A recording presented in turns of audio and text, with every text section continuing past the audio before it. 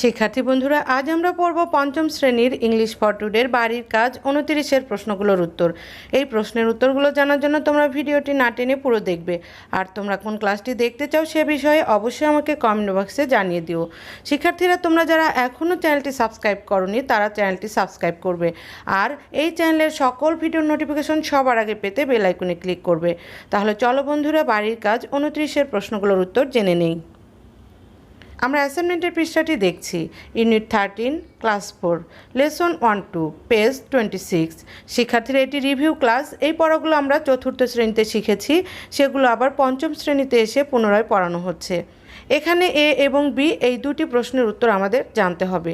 তাহলে চলো শিক্ষার্থীরা জেনে নেই প্রশ্নগুলোর উত্তর। এ, লুক, লিসেন অ্যান্ড রিড। দেখো, শোনো এবং পড়ো। শিক্ষার্থী বন্ধুরা, তোমরা এখানে একটি ঘড়ি দেখতে পাচ্ছ। The clock has 2 hands. The short red hand is the hour hand. The long blue hand is the minute hand. ঘড়িটির দুটি কাঁটা রয়েছে। ছোট লাল রঙের কাঁটাটি হচ্ছে ঘন্টার কাঁটা, লম্বা নীল রঙের কাঁটাটি হচ্ছে মিনিটের কাঁটা। শিক্ষার্থীরা, তোমরা তোমাদের অ্যাসাইনমেন্টের খাতায় এভাবে একটি ঘড়ি আঁকবে। শিক্ষার্থীরা, আমি যেভাবে নির্দেশনা দিয়ে রেড হ্যান্ডের কাছে লিখেছি আওয়ার হ্যান্ড অর্থাৎ ঘন্টার কাঁটা, আবার ব্লু হ্যান্ডের কাছে নির্দেশনা দিয়ে লিখেছি মিনিট হ্যান্ড অর্থাৎ মিনিটের কাঁটা। তোমরা তোমাদের খাতায় এভাবে লিখবে, তাহলেই হবে। এবার আমরা পরের অংশের উত্তর জানব। B, look at the clock, say the times, complete the sentences with the correct number. ঘড়িগুলো দেখো, সময়গুলো বলো, সঠিক সংখ্যা দ্বারা বাক্যগুলো পূর্ণ করো। প্রথম ঘড়িতে ইটস 5 o'clock 5টা বাজে। দ্বিতীয় ঘড়িতে ইটস 6 o'clock 6টা বাজে। তৃতীয় ঘড়িতে ইটস 2 o'clock 2টা বাজে।